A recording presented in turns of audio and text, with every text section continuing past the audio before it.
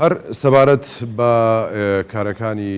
داڤۆس کە ئێستا لە چوارەم ڕۆژیدایە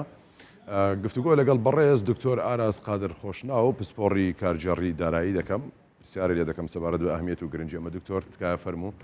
بەخێر بێیت. سپاس. گرنگی ئەم کۆربەندە بۆ هەرێمی کوردستان چییە؟ کۆربەندی داڤۆس یەک لەو کۆربەندانەیە تاکە کۆربەندە لە ئاستی جیهان کە کۆکەرەوەی زۆرترین بڕیار دروستکەر و بڕیاردەرانی جیهانە لە بواری سیاسی و لە بواری ئابووریشدا و هەروەها لە بواری داراییشدا. ئەوەی کە وەک لە ئامارەکان دیارە نزیکەی 2700 کەسایەتی بە شێوەیەکی گشتی زیاتر لە 50 سەرۆک و سەرۆک وەزیران و زیاتر لە 6-7 وەزیری زۆرا و جۆر و 1500 لە گەورە خاوەنکارەکانی دنیا کە کۆمپانیا جیهانەکانی دنیان زیاتر لە 185 ئابووری جیهان لەوێن. بۆیە ئەوانەی کە لەوێ بەشدار دەبن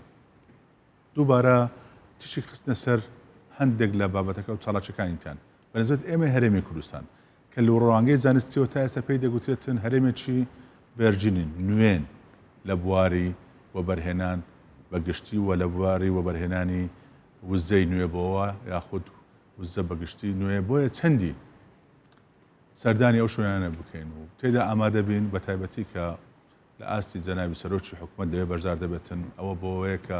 زیاتر بتوانین ئەوە ئێمە پێی دەڵێن ئەدڤۆکاسی بە ئینگلیزی واتە حەشدی تەئید و پاڵپشتیکردنەوە خستنە ڕووی باشتری هەرێمی کوردستان لەو بوارانە دەکرێت. لەبیر نەکەین لە ماوەی 5-6 ڕۆژدا تۆ لە ماوەیەکی کاتی کورت لە یەک شوێندا دەرفەتی زۆرترین دیدارت دەبێت کە بەشی دووەمی گرنگی داڤۆس هەموو جارە باسەوە دەکەین. چەند بابەتەکان گرنگن ئەگەر دەرفەت و باسییانکەین کە چینە بابەتەکانی ئەو ساڵ، بەڵام لە پاڵ ئەو هەموو جار چاڵاکیە سەرەکیەکان ئەوە دەبێتن ئەو گفتوگۆ و دیداری دوولایانە و سەلایانە کە لە نێوان کەسەکان و بەشداروان دەکرێت. زۆر باش. هەروەکۆی کە باست کرد ینی لەم کۆربەندەدا ساڵانە چەند پرسێکەیە تەرکیز دەخرێتە سەری ئەوەی کە لە نێویاندا هەمووی کە لە هەمویان گرنگترە بابەتەکان ینی لە بۆچوونێکی ئابوووریانەوەیە ینی سەرچاوە دەگرێت. ینی دەمەوێت لە ڕووی اقتصاد و لە ڕووی ئابووریەوە با بڵین هەرێمی کوردستان ئەوە باس بکەیت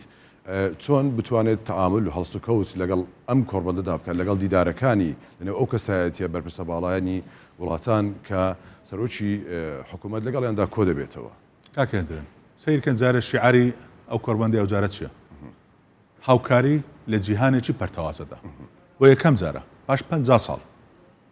دوای کۆتایهێنانی جەنگی جیهانی دووەم و هەروەها جەنگی ساردیش یەکەم جارە کە تێیدا جیهان بەو شێوازە پەرتەوازەیە.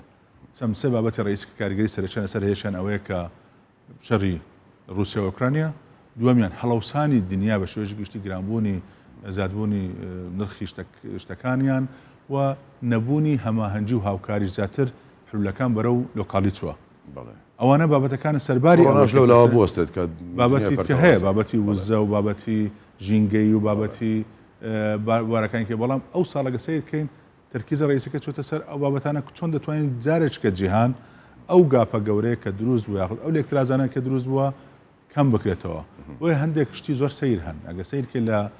ینی بۆ یەکەم جارش کە وا پێشبینی دەکرێت ساڵی 2023 یەک لە ساڵە هەر ناخۆشەکانی ئابووری جیهان بێتن. پێشبینەکان باسیەوە دەکەن کە گەشەی ئابووری بۆ جیهان لە 2023 پێشترێ چاوەڕێ دەکرێت 3.2 یان 3.6 بێت، ئێستا باز لە 2.4 و 2.2 دەکرێتن. لە دنیادا وەک باسم کرد لەلایەک گەشەی ئابووری کەم دەبێتەوە و هەڵاوسان زیاد بووە، کێشەی شەڕ هەیە و سەرچاوە گەیشتن بە سەرچاوەکانی وزەی نوێبەوە و نزەی پاک کەم بۆتەوە. بەڵام هەرێمی کوردستان سەرباری ئەوەی کە قەیرانێکی جیهانی وا پێشبین دەکرێتن لە دوای 2023 و 24 زەحمەت بێ ئەگەر بە باش دەبێت تووشی قەیرانێک دەبێت جیهان، بەڵام لە هەرێمی کوردستان دەرفەتێکی بۆ هەرێمی کوردستان. ئێمە لە هەرێمی کوردستان ئەگەر بێت و ئەو بابەتەن لۆکەڵیەکانی ناوە خۆمان و ئەو پەیوەندیانە ئێستا کە لەگەر بەغدا خەریکە باشتر دەبێتن لەسەری بەردەوام بن لەبیر نەکەین پارساڵ لە وتەکانی جەنابی سەرۆکی حکوومەتیش کە باسمان کرد باسی ئەوەی کە لێرە بەولاوە استراتیژیەتی حکوومەتی هەرێمی کوردستان جگەل لە هەمەچەشنکردنی سەرچاوەکانی داهاتوو و هەمەچەشنکردنی ئابووری هەرێمی کوردستان، بەڵام یەک لە ئەولویەتەکانمان مەسەلەی گرنگیدان و پەرەپێدانە بە وزەی نوێ بەوە لە ناویشدا گازی سروشتی کە ئەو ڕۆکە داواکارێکی زۆری لەسەر لە هەموو جیهاندا بوونی جەناوی سەرۆکی حکوومەت لەوێدا و هەرێمی کوردستان بۆ زیاتر ڕوونکردنەوەی تواناکانی کوردستانە و ڕەواندنەوەی ئەو دڵە ڕاوچێشە کە ماوەک پێش ئێستا بەهۆی هەندێک لە بڕیارەکانی محکمەی اتحادی و لە عێراقدا پێشترێ بەهۆی ئەو بارە سیاسە نەخوازراوەی کە هەبوو هەندێک خەڵک دەتوانین بڕهنێک لە کۆمپانیەکان پرسیارن لا دروست بووە ئێستا لەوێ دیبیت و گفتوگۆ دەکرێت و زیاتر کارەکان ڕوون دەکرێتەوە لەلایەن سەرۆکی حکوومەت و شاندی دەمەوێت لەسەر پرسێکی دیکەش قسە بکەین یعنی ئەوەی کە بەپێی بۆچوونی شارەزایان و چاودێران ینی تامەزرۆیی و حەزێک هەیە بۆ کۆبوونەوەی لەگەڵ سەرۆکی حکوومەتی هەرێمی کوردستان و کارکردن لەگەڵ هەرێمی کوردستان وەکو خۆ دەبینی ناوچەکە دەکڵێت ئەو ناوچەیە کە ئێستا ئاسایشێکی ئارامی هەیە هەرێمی کوردستانەوە جگە لە ڕووی شوێنە جوگرافیەکەیەوە ئەم حەزوو ئەم پەرۆشیە بۆ هەرێمی کوردستان بۆ کۆبنەوە لەگەڵ سەرۆکی حکوومەتی هەرێمی کوردستان چۆن باز دەکەیت؟ ئێمە دەڵێن سەرمایە زیرەکە واتە خاوەن سەرمایەکان جا کۆمپانیا گەورەکان و یاخود حتا ئەوان لە دوای ئەوان سیاسەکانیشن باسمان کرد ئابووری جیهان بەرەو چ دەچێتن کە دەبن هەرێمێکەیە ئەو هەرێمە تا ڕادەیەک چاوەڕێی لێوە دەکرێتن کە لەو نالەبارەی جیۆسیاسی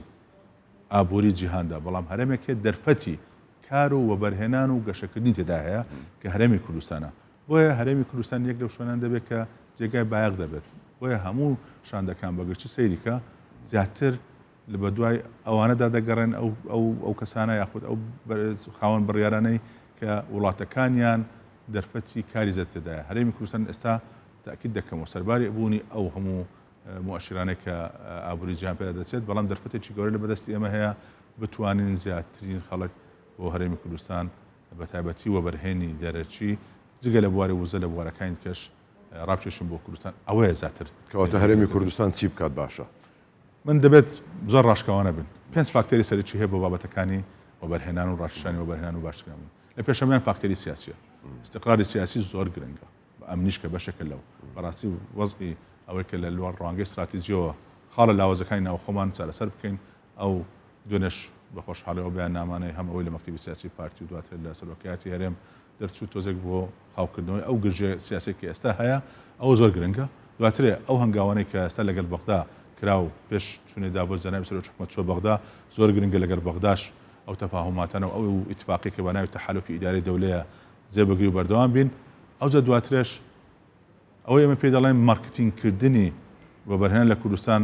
هەوڵی باشدرا بەڵام دەبێت چاکتریشی بکەین لێرە بەولاوە و هیچ دەرفەتێک کە بێتە پێشمان بۆ ئەوەی لە هەر بوارێک لە هەر منتەدایەک لە هەر کۆربەندێک لە هەر گردبوونەوەیەکی جیهانی کە تایبەتە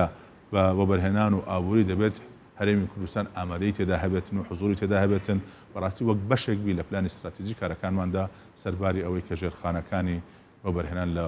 وڵاتی خۆمان چاپ بکەین ئەوجا دواتر دێنە سەر بابەتەکانی کە